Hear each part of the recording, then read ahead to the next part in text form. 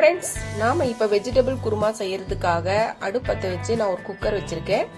இப்போ அதில் 1 கப் அளவு பீன்ஸ், 1 கப்பு கேரட்டு, 1 கப்பு உருளைக்கிழங்கு, 1/2 கப் அளவு பச்சை பட்டாணி. இப்போ இது எல்லாத்தையும் நம்ம ஒரு குக்கரில் சேர்த்தாச்சுங்க ஃப்ரெண்ட்ஸ்.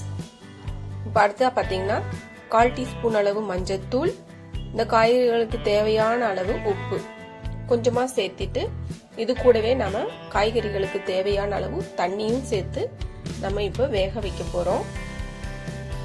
இந்த வெஜிடபிள் குருமா பார்த்தீங்கன்னா சப்பாத்தி, பூரி இதுக்கெல்லாம் ரொம்ப டேஸ்ட்டாக இருக்கும் ஃப்ரெண்ட்ஸ். செய்கிறதும் ஈஸி தான். நம்ம குக்கரில் வேக வச்சு எடுத்து வச்சுக்கிறதுனால நமக்கு வேலையும் சீக்கிரமாக முடியும். இப்போ பாருங்கள், நான் மூடி வச்சு ஒரு 3 விசில் விட்டு எடுத்து வைக்க போகிறேன். இந்த விசில் வர்றதுக்குள்ளே நம்ம இதுக்கு தேவையான ஒரு தேங்காய் துருவல் அரைப்பு சேர்த்துக்கணும். அதுக்காக ரெடி பண்ணிக்கலாம். இப்போ மிக்சி ஜாரில் கொஞ்சமாக தேங்காய், கொஞ்சமாக முந்திரி பருப்பு, நிலக்கடலை, 1/2 டீஸ்பூன் அளவு சோம்பு, கொஞ்சமாக தண்ணி சேர்த்து இதை நல்லா ஃபைன் பேஸ்ட்டாக அரைச்சிட்டு வந்துடுங்க. இப்போ இதை எடுத்து நம்ம மாற்றி வச்சுக்கலாம். இப்போ பாருங்கள், விசில் வந்துடுச்சு. இப்போ இது விசில் அடங்குற வரைக்கும் இதை கொஞ்ச நேரம் மாற்றி வச்சுடுவோம்.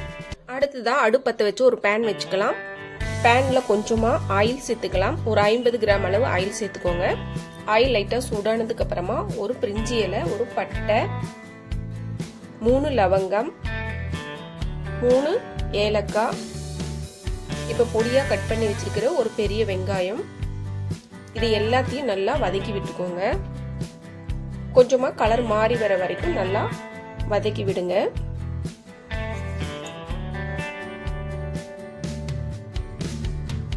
இப்போ ஃப்ளேவருக்காக 2 பச்சை மிளகாய் சேர்த்திக்கலாங்க ஃப்ரெண்ட்ஸ்.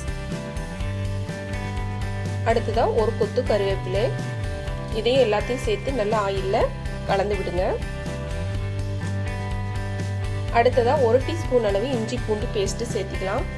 இதையும் நல்லா ஆயிலில் கலந்து விடுங்க. பச்சை வாசனை போகிற வரைக்கும் கொஞ்சம் ஒரு மீடியம் ஃப்ளேமில் வச்சு நல்லா கலந்து விடுங்க. இப்போ நான் ஒரு தக்காளி பழுத்துதான் எடுத்திருக்கேன். அதை பொடியாக கட் பண்ணி சேர்த்துக்கலாம். இப்போ இதையும் நல்லா ஆயிலில் கலந்து விடுங்க. நல்லா வெந்து வரட்டும். தக்காளி மசிஞ்சு வர வரைக்கும் கொஞ்சம் வேக விடுங்க. அடுத்ததாக இதுக்கு தேவையான மசாலா பொடிகளை சேர்த்துக்கலாம். 1 டீஸ்பூன் அளவு மிளகாய்த்தூள், 1 டீஸ்பூன் கரம் மசாலா, 1/4 டீஸ்பூன் அளவு மல்லித்தூள் சேர்த்து இது எல்லாத்தையும், இந்த மசாலாக்களை எல்லாத்தையும் ஆயிலில் நல்லா கலந்து விடுங்க. இந்த அளவுக்கு நல்லா கலந்து விட்டதுக்கு அப்புறமா நம்ம வேக வச்சிருக்கிற காய்கறிகளை இந்த மசாலாவில் சேர்த்துக்கலாம். இப்போ இது எல்லாத்தையும் மசாலாவோட சேர்த்து நல்லா கலந்து விடுங்க. இந்த மாதிரி குக்கரில் வேக வச்சு செய்யும்போது நம்ம வேலையும் ஈஸியாக முடியும் ஃப்ரெண்ட்ஸ்.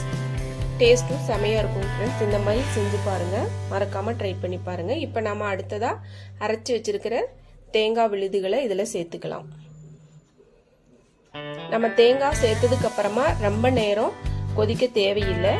இதை ஒன்று நல்லா கலந்து விட்டுட்டு நம்ம ஒரு 2 நிமிஷம் மீடியம் ஃப்ளேமில் வச்சு மூடி வச்சுக்கலாம். இப்போ குறுகி வர்றதுனால நமக்கு தேவையான அளவு தண்ணியும் உப்பும் சேர்த்து ஒரு தடவை நல்லா கலந்து விட்டுக்கிட்டு மூடி வச்சுக்கலாம். இந்த மாதிரி லைட்டாக கலந்து விடுங்க. ரொம்ப கொதிக்க தேவையில்லை. ஒரு மீடியம் ஃப்ளேமில் வச்சுக்கோங்க. இப்போ நம்ம ஒரு மூடி போட்டு ஒரு 4 நிமிஷம் மீடியம் ஃப்ளேமில் வைக்கலாம். பாருங்கள், நல்லா மசாலா வாசனையெல்லாம் போய் நம்மளுடைய சூப்பரான வெஜிடபிள் குருமா ரெடி ஆயிடுச்சுங்க ஃப்ரெண்ட்ஸ். இப்போ இதுக்கு மேலால் நம்ம வாசனைக்காக கொஞ்சமாக மல்லி இலையில தூவி விட்டுக்கலாம். இப்போ பாருங்கள், நம்மளுடைய வெஜிடபிள் குருமா ரொம்ப தண்ணியாகவும் இல்லாமல் கெட்டியாகவும் இல்லாமல் நல்ல ஒரு மீடியம் ஃப்ளேமில் சூப்பராக வந்துருச்சுங்க ஃப்ரெண்ட்ஸ். நீங்களும் மறக்காமல் இதை ட்ரை பண்ணி பாருங்கள். பூரி சப்பாத்திக்கெல்லாம் ரொம்ப டேஸ்ட்டாக இருக்கும். தேங்க்ஸ் ஃபார் வாட்சிங்.